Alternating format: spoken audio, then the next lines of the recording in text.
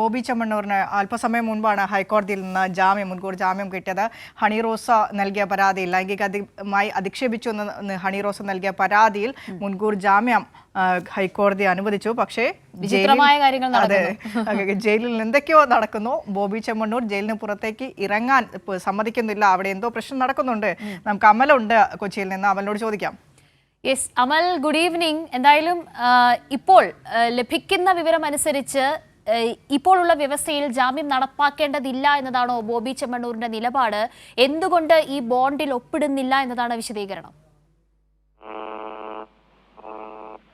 ഈ ഒരു വിഷയത്തിൽ ഇന്ന് വൈകുന്നേരത്തോടുകൂടി ബോബി ചെമ്മണ്ണൂർ ജയിലിൽ നിന്നും പുറത്തിറങ്ങുമെന്ന രീതിയിലുള്ള ധാരണകളായിരുന്നു ഉണ്ടായിരുന്നത്. എന്നാൽ വലിയ നാടകീയമായ കാഴ്ചകൾ അല്ലെങ്കിൽ രംഗങ്ങളും തന്നെ പറയേണ്ടിയിരിക്കുന്നത്. ഏറ്റവും ഒടുവിലായി ഒരു ബോണ്ടിൽ ബോബി ചെമ്മണ്ണൂർ ഒപ്പിടുന്നില്ല എന്ന വാർത്തകളാണ് പുറത്തു വരുന്നത്. അതിന്റെ ഏറ്റവും പ്രധാനമായി നമുക്ക് മനസ്സിലാക്കാൻ വേണ്ടി സാധിച്ച ചില കാര്യങ്ങൾ, അതായത് ഈ ഒരു ജയിലിൽ കഴിയുന്ന റിമാൻഡ് കാലാവധി കഴിഞ്ഞിട്ടും സാങ്കേതിക പ്രശ്നങ്ങളിൽ കുരുങ്ങി പുറത്തിറങ്ങാൻ പറ്റാത്ത തടവുകാർക്ക് ഐക്യദാർഢ്യം പ്രഖ്യാപിച്ചുകൊണ്ട് താൻ ജയിലിൽ ഉണ്ടാകും. അഭിഭാഷകരില്ലാതെയും ബോണ്ട് തുക കെട്ടിവയ്ക്കാൻ സാധിക്കാതെയും നിരവധി പേരാണ് ജയിലിൽ തുടരുന്നത്.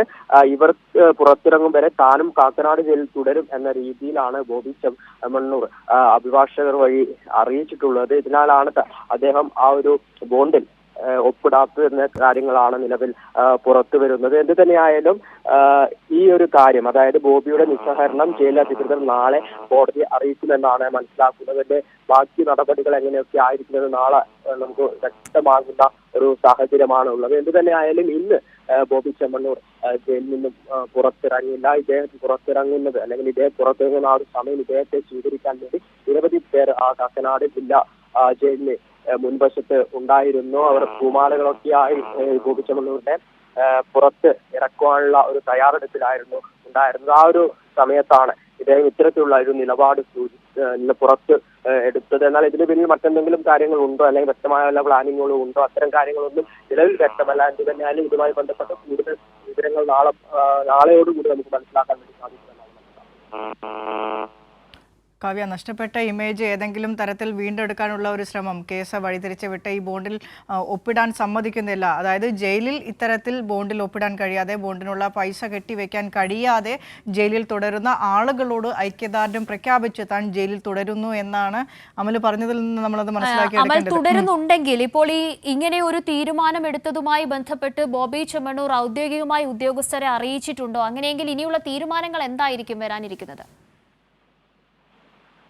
ഇപ്പോൾ ഞാൻ സൂചിപ്പിച്ചത് തന്നെയാണ്. അതായത് ഈ ബോബി ചെമ്മണ്ണൂരിന്റെ ഭാഗത്ത് നിന്ന് ഈ ഒരു വിഷയത്തിൽ, അതായത് വലിയ രീതിയിലുള്ള നിസ്സഹകരണം തന്നെയാണുള്ളത്. അദ്ദേഹം ജയിലിൽ തുടരും എന്ന ഒരു നിലപാട് തന്നെയാണ് ഘടിപ്പിച്ചിട്ടുള്ളത്. ഇനി അധികൃതർക്ക്, പ്രത്യേകിച്ച് പോലീസ് ഉദ്യോഗസ്ഥർക്ക് സാധിക്കുന്നത് നാളെ ഈ ഒരു കാര്യം കോടതിയിൽ അറിയിക്കുക, കോടതിയെ മുന്നിൽ എത്തിക്കുക എന്നുള്ളതാണ്. പിന്നീട് അവിടെ നിന്നുമാണ് ബാക്കി നടപടിക്രമങ്ങൾ ഒക്കെ ഉണ്ടാവുക.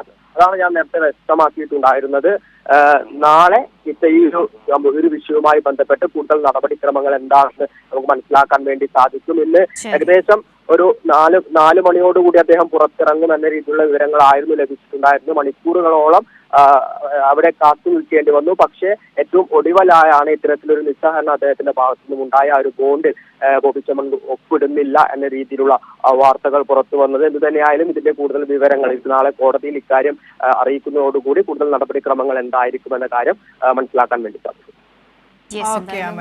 തീരുമാനങ്ങൾ കോടതിയിൽ നിന്നായിരിക്കാം ഒരു പക്ഷേ വരേണ്ടത്. എന്തായാലും വിചിത്രമായ ഒരു സംഭവമായിട്ട് തന്നെ പറയണം. അതിന് പറയുന്ന ന്യായീകരണമാണ് ഗംഭീരം.